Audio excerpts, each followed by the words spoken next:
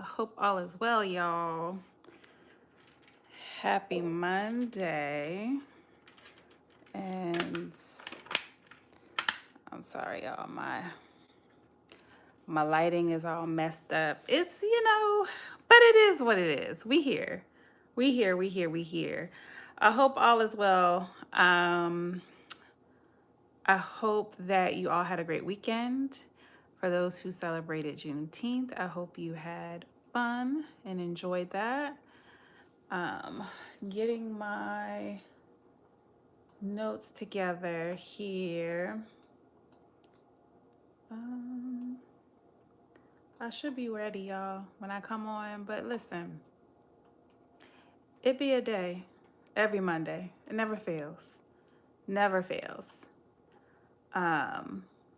Okay, here we go. Okay, cool, y'all. I'm excited to jump on and talk about today's topic. Thank you for everyone who voted. And it was actually a good amount of you guys that voted. So I appreciate that. It was definitely why am I overthinking that beat out all of the other options. Which overthinking is my jam, not just because I know a lot about it, but because I am too an overthinker. So I'm glad we're able to jump on and talk about it. I'm going to make this a two-parter again, too, because I feel like this is a huge topic. I think this is something that everybody's really dealing with and struggling with. So I wanted to take my time with it and pace myself as we talk through it. It can be a robust conversation. And even though overthinking is like a form of anxiety, I think it's definitely a big piece of anxiety that we tend to sometimes glamorize. I feel like, oh, I'm an overthinker, I'm a planner, I'm a strategic planner, I do all of the things, right? But we oftentimes don't realize that it can be detrimental to our mental health if we're not cognizant of actually what's happening. So I'm glad that we're able to dive into overthinking, really get a good understanding of it. So we'll talk about today what overthinking is, why we overthink, and signs of overthinking, and then just giving you guys some insight into what overthinking is really trying to do. And then from there, next week, we can talk about how we can begin to interrupt overthinking. Ultimately, you're never going to be able to 100% stop it. And that's not even the goal, really. The goal is really to have more awareness of it and know what to do when you see it present. So we'll talk about that next week. We'll get some more detail in today about what it is and really try to conceptualize it all. Hi, James. Welcome in. Thank you, JMG. Okay. And hi, 93 Love. I appreciate you. Okay. So, and this is your first time, my name is Debbie. I am a certified mindfulness coach and pre-licensed therapist. Wrapping up soon internship and certification. When I say soon, within the next several months or so. But yeah, so this channel is all things self-care, mostly from a mindfulness perspective. And every week we go live and we talk about a particular topic that was voted on in the poll. Again, today, the poll voted on why do I overthink? So that's what we're talking about today. If you have any questions, feel free to let me know. This is 100% interactive. Throw your questions in, comments. If I missed something that you want to add, please do. If you need me to repeat something, make sure to do that. Let me know. I can repeat it. But I hope this is helpful. If you haven't subscribed yet, why not? Please do. The button's there. Okay, it's waiting for you to go ahead and click that thing. All right, so make sure to subscribe, make sure to like the live, make sure to share the live with anyone that you think that can benefit from it. And we are going to dive in, y'all. Let's dive in. So what is overthinking? Okay, We hear this term all the time. It's like, oh my gosh, you're overthinking, you're overthinking.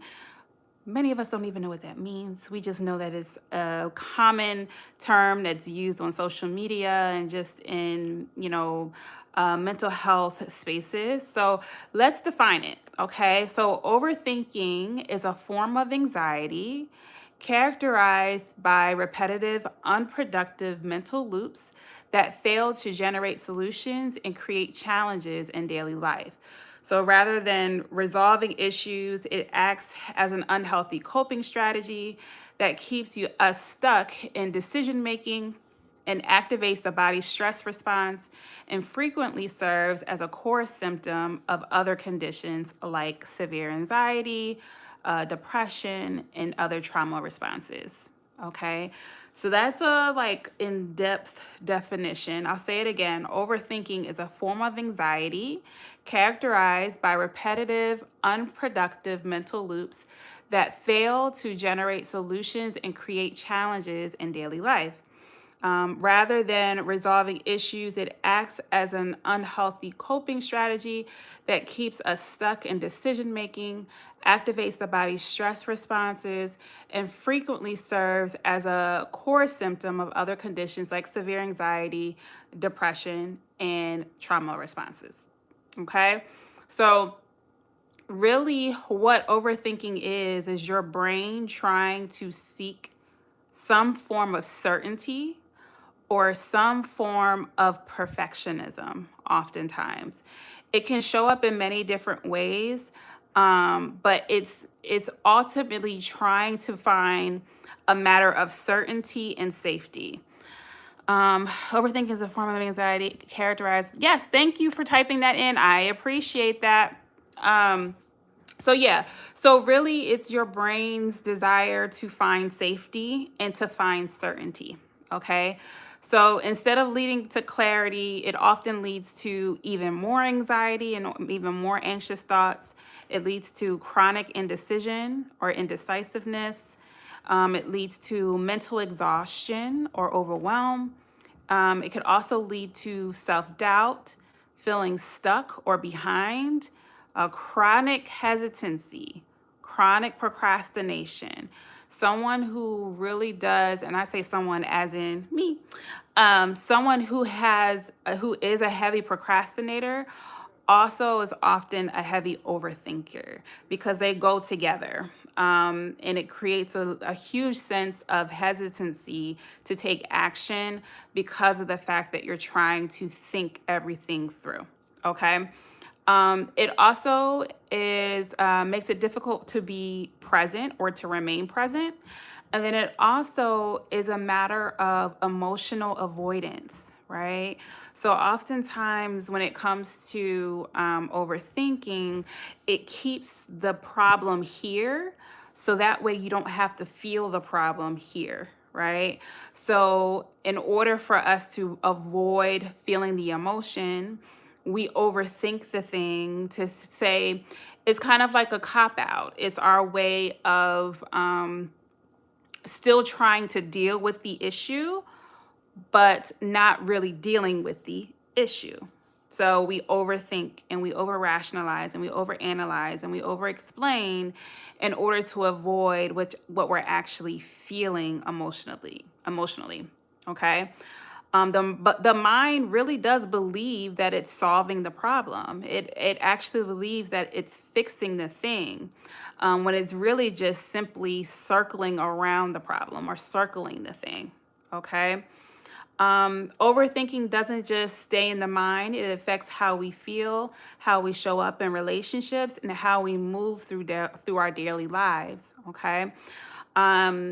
So I'll pause there because I went through a lot. I hope this is helpful. If you have any questions on what I just explained, let me know. But if you feel like you are experiencing overthinking, drop a heart in the comments. Let me see. If you haven't already, to drop in the comments where you're watching from, how you're doing today. But if you are experiencing overthinking, drop a heart in the comments. Okay, let me make sure I'm not missing anything on what is overthinking. Okay, and then Okay, you're more than welcome to feel that way. Some people may not be experiencing overthinking, but there are a lot of people that do. So for you, it may be that way, but for others, it's most likely not. Um, okay, so when it comes to thinking about overthinking, actually how it shows up in our body, right? So when it comes to our bodies, I know I've talked about this before, but it's all connected to our nervous system, right? So our nervous system is our threat detection, right? It's how our body kind of determines whether it's safe or not. It's kind of like a fire alarm, right? When your fire alarm senses smoke, it starts to beep, right? So if there's a fire, it alerts the home, hey, there's a fire, everybody get out, yada yada yada. But on the other hand, the fire alarm may also still notice smoke even when there is no fire, right? You may be cooking, you may have burnt something, right? And all of that smoke kind of goes up and then the fire alarm goes off. And it's a false alarm essentially at that point, right? It's just that, oh, it sent smoke because of the fact that there was actually smoke present to some extent, but it doesn't mean that it's actually coming from innate danger, right? Our nervous systems operate the same way. So if it senses, even if it's not real danger, if it senses danger, it will still alert the brain, and it's still, and vice versa, it will still alert to say, hey, something's wrong or something is unsafe. What happens with overthinking is that it sets off your alarm and it creates a false alarm in the body to the point where it releases cortisol or the stress hormone in the body to where it has you begin to even overthink even more. So as you start ruminating, as those thoughts start to come, you'll start, looping those things over and over again to the point where your body now is responding. It's flooding your system with cortisol, and now you're really in a state of overwhelm, rumination, overthinking, and anxiety, right? So that's really and truly what's happening in the body when it comes to overthinking. And it happens in the body oftentimes before you begin to overthink or as you overthink. So there is a lot that goes into that. Okay. Thank you guys. Thank you. Thank you. Thank you. I'm doing well today. Is it Standre? I'm doing well. Hope all is well on your end too.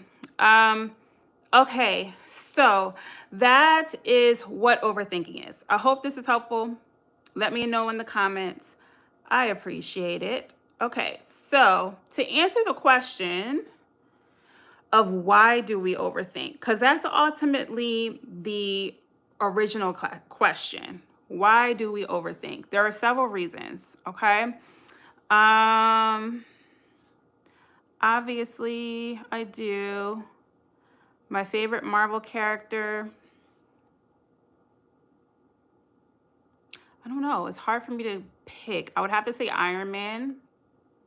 It's probably between Iron Man and Spider-Man, but yeah, those are my two. Yes, 93 Love knows. It's definitely Iron Man. Hi, Jeremy. Welcome in. Okay, so why do we overthink, y'all? I have 6 reasons, but there are probably plenty more. But I hope that this gives you guys some insight as to what you may be experiencing. And your reason may not be this specifically, but it could be something that's kind of associated with it. So it may give you some ideas as to what to expect. Hi, Jerry from Cleveland. Welcome in. Yes, I did see the Spider-Man trailer. And I'm excited about that.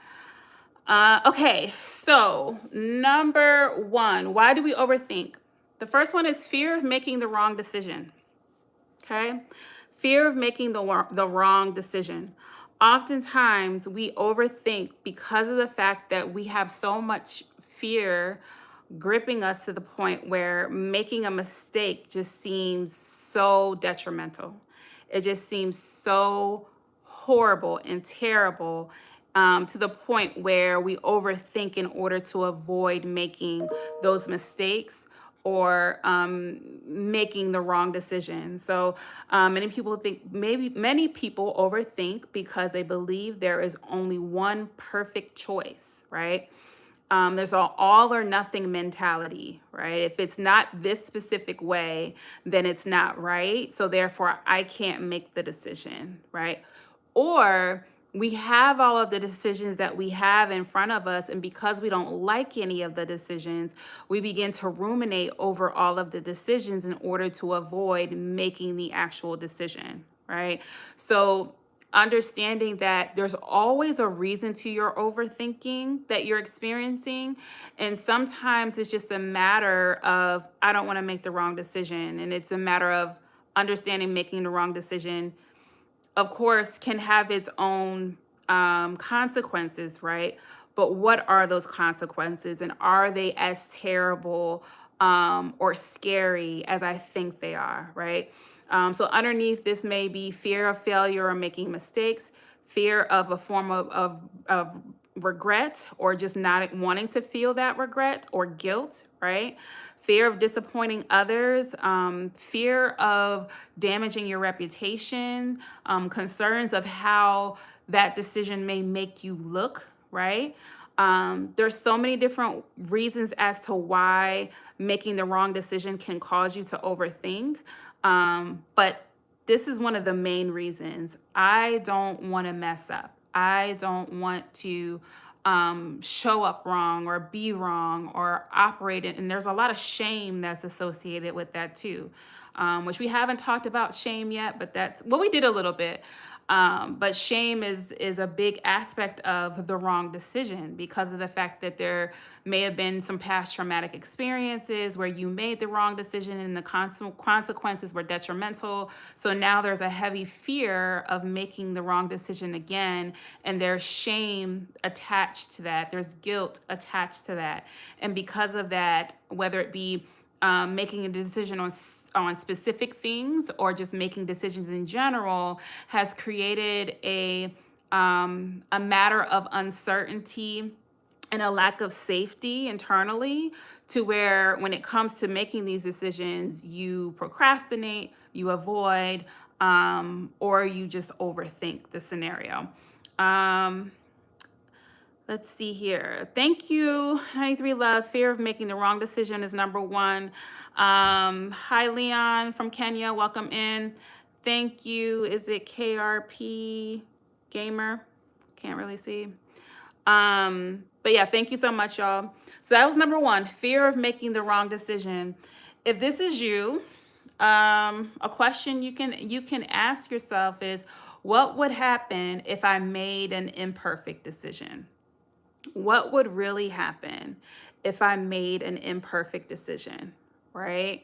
Because we're not perfect people. I think we all know that, right? So there are going to be instances where we're going to make imperfect decisions, or we're going to be in a state where all of the options that we have are imperfect, and you have to make one of the imperfect decisions, or the best imperfect decision, or the one that has the highest probability of giving you what you need, want, and desire out of that situation, right? So a big part of this is perfection, which we'll talk about in a little bit. But the mind is just basically searching endlessly for certainty that just doesn't exist. And because it's searching for that certainty and there's nothing there, you're going to continue on this loop until you interrupt that loop, right? So that was number one, fear of making decisions. Number two, and we talked about this already a little bit, but anxiety wants certainty. All right. If there is nothing else that you take out of this live, I would love for you to take this point home, right?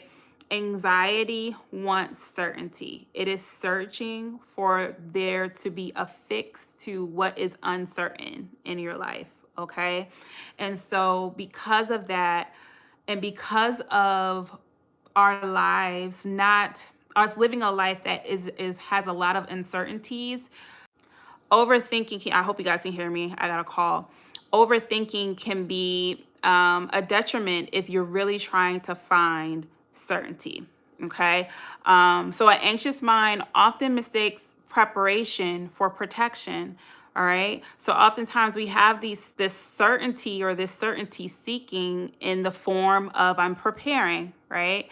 I want to prepare myself so that way I can create this high level of certainty that this is going to happen the way that I intend it to happen.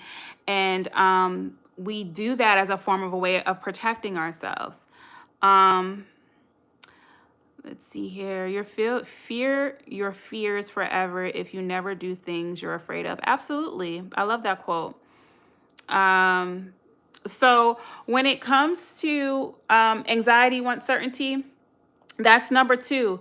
Think about it one more time, right? Let's think through this and let's try to figure out, let me make sure I didn't miss anything and all of that. Now, granted, there are instances where we need that, right? We need to have our checks and balances. We need to make sure that we, crossed all our T's and dotted all our I's. That's not what I'm talking about. I'm talking about we've done all that. All of that has been done and finished. And we feel like, oh, we just got to do it one more time, or we got to check it one more time before we send it, or and it causes a matter of, it slows you down to the point where you're not even functioning at the rate that you could if you are not doing that rumination and that overthinking.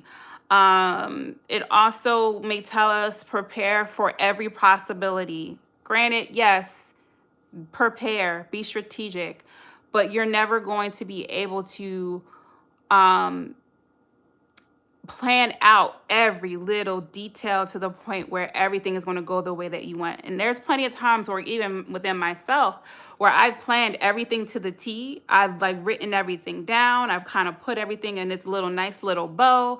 And when I go to do the thing, I don't even use half of it because things just happen and they unfold the way that they're going to unfold, and there's no real way of controlling it. Yes, great, you have a plan, but being okay with that plan not necessarily working through the way that you intended is where the you miss it with overthinking. How do you separate unnecessary overthinking and actually being prepared and thinking about the possibilities? When does planning itself turn into anxiety? When you are planning and you are over explaining and over analyzing without there being a resolution, right? Or without there being a solve or a solution to what you're over analyzing. Sometimes we overanalyze or we overplan, not necessarily because we want to make sure that the thing is right, but because we're delaying doing the thing out of fear. So I would say, like, asking yourself, why do I feel like I need to look at this again? Or why do I feel like I need to go back through this plan again? Or why do I feel like I need to read back through this again? I already read through it 3 or 4 times. Like, why is the fifth time? What is the fifth time going to do for me, right? I think it's a matter of just pausing, and we'll talk about how you can interrupt this in next week, but it's a matter of pausing and getting a good understanding of why you are doing the thing that you're doing when it comes to over analyzing, over explaining, and overthinking. Because oftentimes the difference is thinking and thinking and thinking, and there is no resolution on the end of it. You're just continuing to loop the thing over and over and over again. It's a matter of really getting an understanding as to what is really the problem versus the overthinking. I hope that answers your question, because it goes back to us avoiding what's really happening. Overthinking is typically avoidance too. So it's like another good question you can ask yourself is, what am I avoiding by doing this and redoing this and doing this over and over and over again? What is the real thing that I need to do that I'm not doing because I'm overthinking? I hope this answers your question. But yeah, so that was number 2. Anxiety wants certainty.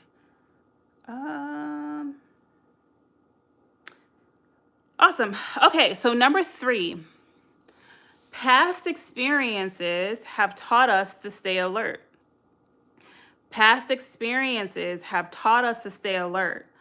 Another reason why we overthink is because we have been in situations where we didn't think through the thing, or we didn't really prepare properly, right? And because of that, there were consequences. And because of those consequences, whether those consequences are big or small, now we are beginning to overthink every little thing thereafter. This happens a lot with work too, and like even if you experience imposter syndrome.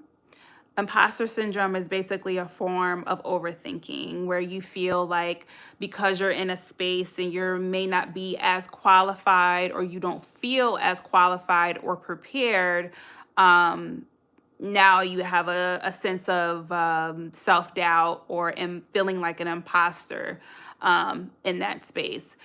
That's literally another form of overthinking. So you may have in the past experienced heavy criticism, heavy rejection, just trauma in general, or just living in unpredictable environments. And because you have had that experience, overthinking has become a part of your coping mechanism, right? It's a response to the trauma that you experience. And in order to operate at a level that either you feel like you should be operating at, or a level that has a standard that has been set for you, right? Now you have this high level of overthinking that happens in order for you to meet that criteria. Okay. So like I said, you may have experienced criticism, rejection, trauma, or unpredictable environments. And in that, you have consistently stayed alert. And it goes back to that alarm system scenario that I talked about, where you have your fire alarm or your alarm detection, and it goes off when there isn't necessarily a threat. You know, you were just cooking and the smoke kind of went up, and then all of a sudden the alarm went off, and now you got to fan the alarm down to tell the alarm that you are safe, right? That everything is okay. And that's kind of like what you have to do with overthinking. You have to fan the alarm down to let it know, like, hey, I'm safe, right? So just understanding that it goes deep. It's not necessarily a personality trait. Because I think sometimes we think of it as, oh, I'm a strategic planner and I try to make sure, everything is this, and this. But oftentimes it's a trauma response. It's not necessarily it being who you are as a person. It's just something that you have taught yourself to do in order to survive and be safe and to find some sense of certainty in life, right?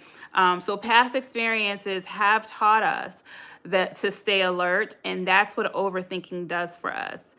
Welcome, Michael from Chicago. So what are the ways to actually calm down the anxiety in the moment where you have to perform a task? Good question. Hi, Daryl. Isaiah said that the Lord will keep you at perfect peace. Yes, he did. Whose mind is stayed on him. Peace comes when you forget what you can or should do, and remember God's keeping power and trust him. Absolutely.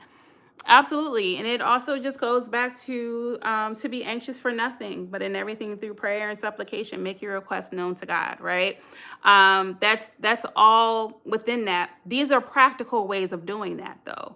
I think sometimes what happens when it comes to when we quote scripture and when we talk about, God in prayer and all of those things, oftentimes what's missed is practical ways to do what the scripture is telling us to do, right? And so oftentimes we'll say, oh, this scripture is here and this scripture is there, and that's all great and well, right? But we also need to know how to practically do that. So what does it mean, to say to be anxious for nothing? Well, I'm anxious. So then what do I do with that? You know what I mean? So this is what this is. It's all about talking about how we're able to practically take action on our anxiety. To answer Eminem's question or MM's question, so what are ways to actually calm down the anxiety in the moment where you have to perform a task? The best way in the moment is breath work. So, and I know people don't understand how breath work actually helps. But so I'll take the moment to like really under explain it. And we'll also go through this in detail next week too, when we talk about how we actually combat overthinking. But when it comes to breath work, your brain, of course, is connected to your breathing, right? So if you ever notice when you're anxious or even when you're overthinking, when you're ruminating, when you're even depressed, when you're frustrated, when you're angry, when you're irritable, oftentimes the most common response in the body is for you to hold your breath, right? Because oftentimes you're bracing yourself. So you may find yourself in those anxious states or those angry states or those frustrating and irritable states, and you start to notice that you either are holding your breath or your breathing is becoming more shallow, right? And that's basically your body's response to, again, the threat detection, right? So what breath work does is it alerts the body and lets your nervous system know that you are safe. So doing breath work in the moment, typically if you're breathing in for like 4, holding your breath for 4 and breathing out for like 4 or 6, it's alerting your brain to let your brain know like, oh, I'm actually okay. So for example, if I have to do a task at work, and the job is saying that I have to do some performance review. Let's say you have to put together a performance review, and you're going into the performance review, and then you start to feel the nervousness. Then you start to get like the shakes. Then you start to feel your breath labor or whatever. What you can do is take a deep breath in through your nose and out through your mouth. Do that several times. What you can also do is breathe in, hold your breath, and then breathe out. That also helps. And what that's doing is basically telling your brain and your nervous system, like, you're going to breathe in, you hold your breath, your brain's going to say, oh my gosh, we're holding our breath, what's happening. Then you do a deep breath out, and then your brain's like, oh, we're okay. So it's a way to trick your brain to know that you're okay. To know that. And then another thing about that too is to understand that when you're having these anxious moments, your brain is filtering that anxiety to your nervous system, and then your nervous system is filtering that anxiety to your body. So that's why when it starts here, it starts to filter through your body. But if you're in survival mode, it starts in your body and starts to filter up to your brain. So it's kind of delayed to the point where you don't even catch it until it's kind of too late. So I would say in the moment, breath work is usually your first bet, right? If you are also in the moment, the way that you can do is the one thing that you can do that's helpful is doing a 3-3-3 method, which is picking out 3 things you see, 3 things you hear, and 3 things you feel. Okay. So what that does is it switches your brain from panic to operating in its prefrontal cortex, which is this part of the brain, which is your decision making, your rational thinking, and it's also a way for you to calm down your brain. So you can either do your breath work, or you can pause and say, okay, I see a flower, I see this, I see that, I feel, the seat, I feel my laptop, I feel the cushion on the floor, I hear music, I hear a car outside, I hear something else, I hear the dings on my laptop. And what that does, it gets your brain out of panic mode and it calms you down. So those are two options. There are several, but we'll talk about it a bit more next week. Okay, I hope this is helpful. Sometimes I feel like I'm thinking about a lot of things at once, and at times I cannot even focus on conversations for long periods. Is this anxiety or other issues? There could be a lot of things happening. It could be anxiety, that's also an option. It also could be a form of neurodivergence. So it could be like ADHD. That happens often with that. But it also could be, and I don't know your background, I'm guessing. It also could be CPTSD or like PTSD, because sometimes having a long trauma history can create misfires in the brain to where it's hard to concentrate. Um, but I would recommend seeing like a therapist and working through that, because there's so many different reasons as to why that could be happening. It could just be that you are overwhelmed and have a lot going on and it's hard for you to concentrate on certain things, or it could be burnout. There's so many different answers for that, but those are just a few. Okay, so I hope that's helpful. Is it M6H? I hope that's helpful. That was number 3. Past experiences have taught us to stay alert. Number 4, my fave, perfectionism. Okay, I say my fave because this is me. I'm a perfection. I'm not even gonna claim it. I have displayed behaviors of perfectionism. I'm not going to claim it as I am. So when it comes to perfectionism, it often sounds like I need to get this right. I can't make any mistakes. What if there's a better option? What if there is a more perfect option? What if there's a more perfect way to do things, right? And so with perfectionism, we think that it's creating a sense of peace, because if we do everything perfect, it's going to be perfect, and that's how we want it and that's how we desire it. But really, it just creates a sense of paralysis. It creates a sense of an emotional or even a behavioral paralysis, where we're more fixated on the thing being perfect versus the thing just getting done. And sometimes good enough is still good, right? Sometimes doing something good and doing something great is still get you the same results, right? And I say this with school because I'm still kind of a perfectionist when it comes to school, but it's like if you have a C average and you get your bachelor's degree, and an A average and get your bachelor's degree, you still get the same degree. Okay? It's still the same thing, no difference, other than you being able to put a different GPA on your LinkedIn profile. Other than that, you don't get no gold star. You may get one of those cords, maybe a little honor society, but other than that, you get the same thing. Then nobody's going to be able to tell the difference when you are in your field, right? So just keeping that in mind, that perfectionism can often creates paralysis and procrastination and heavy hesitation and heavy avoidance. You have a great day too. Thanks for joining. Okay, so that was number 4, perfectionism. Number 5, people pleasing. Another one of my faves.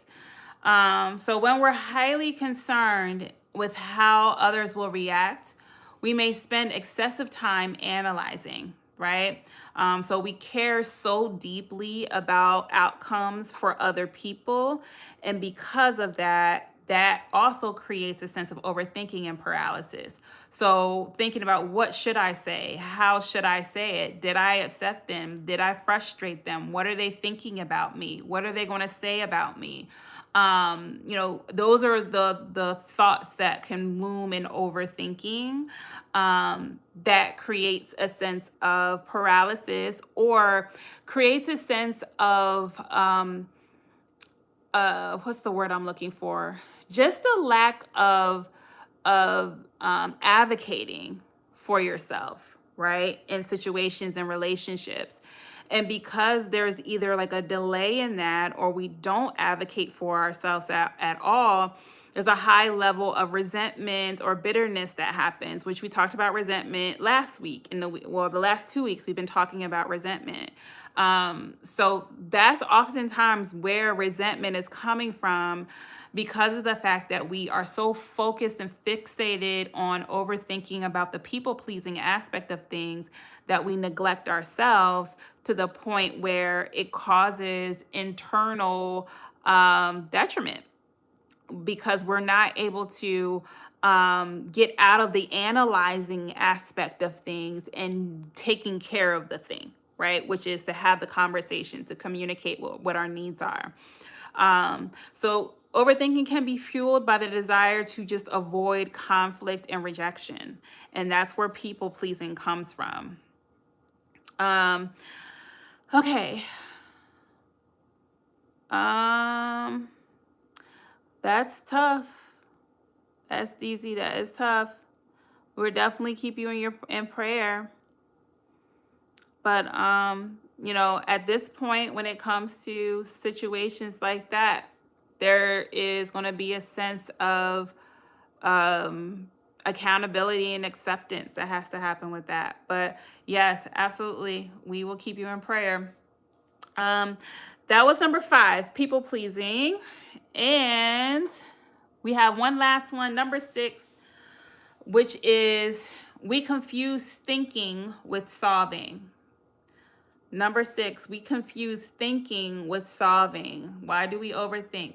Number 6, we confuse thinking with solving. Just because we're thinking about the thing over and over and over again doesn't mean that we're solving anything, right? It's kind of like when we talk about busy work, where just because we're busy, it doesn't mean that we're productive, right?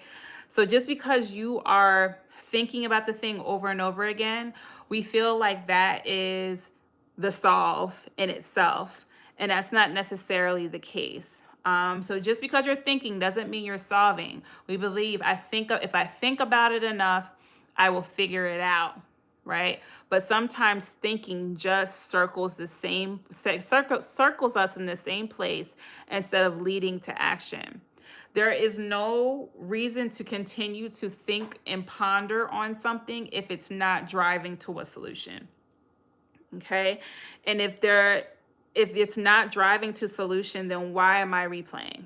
Right? What is this actually doing for me? If this is not solution oriented, is it beneficial for me to continue to play the instant replay over and over and over and over again? Okay. So we confuse thinking with solving. Let me make sure I am not missing anything. So those are the 6, y'all. Those are 6 reasons why we overthink. Again, there's probably a lot more, but this is just the beginning point. This is the starting point, okay? So number 1 was fear of making the wrong decision. Number 2, anxiety wants certainty. Number 3, past experiences have taught us to stay alert. Number 4, perfectionism. Number 5 is people pleasing. And number 6, we confuse thinking with solving. Okay. Hi, Chris. Welcome in. Thank you. Okay, perfect. And thank you, 93 Love, for putting them in the comments. Okay, so signs you are overthinking. We already talked about a lot of the signs, but here is just an overview of the signs you may be experiencing. You overanalyze small details or neutral things. So things like someone's tone, someone's energy, creating meaning of everything. Everything that happens, there has to be some huge, in-depth, deep meaning behind it. So exploring and overthinking all of those things. You struggle with remaining present in the moment. You replay conversations repeatedly. You constantly think or seek reassurance. difficulty making decisions or delay simple decisions, right? Delaying sending an email or delaying, making a phone call or delaying, just small tasks because you want to make sure you're doing them at the right time or doing them at a time that makes the most sense or doing things in an order, right? That makes the most sense. Oftentimes, it's really helpful, but many times it's paralyzing. So that's what you want to determine the difference. Is this helpful or is this paralyzing or keeping me from taking action? Imagining worst case scenarios or frequent daydreaming, trouble sleeping because your mind won't stop, feeling mentally exhausted or overwhelmed, but not closer to a solution, which we've talked about. And then you often feel stuck in life, often feel like you're not able to move forward, and you usually give yourself excuses as to why. Um, those are quick signs. Again, it's probably a lot more than that, but that's just to give you a quick overview of what you may be experiencing. And then lastly, what overthinking is trying to do, and we're end here, is what it's trying to do is to keep you safe. It's trying to prevent you from pain.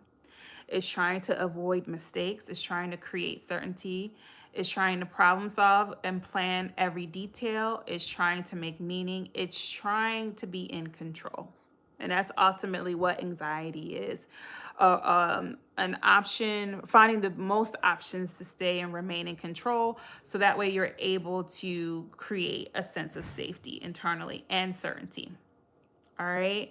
So y'all, I hope this is helpful. I hope this gives some insight. We're going to follow up next week on how we can actually start interrupting overthinking. One thing I will say when it comes to overthinking is, and I think I might have said this earlier, but we're not necessarily going to be able to completely stop, the analyzing, right? Because that is still a part of living a productive and even peaceful life, of being able to analyze and problem solve. That's still a part of life. So you're never going to be able to completely get rid of it. But what you can do is become aware of when it's creating paralysis and when it's causing you to slow down or to not take action or to procrastinate or to avoid your emotions, right? It's also a way to keep us from having to get to a level of acceptance and honesty with ourselves, right?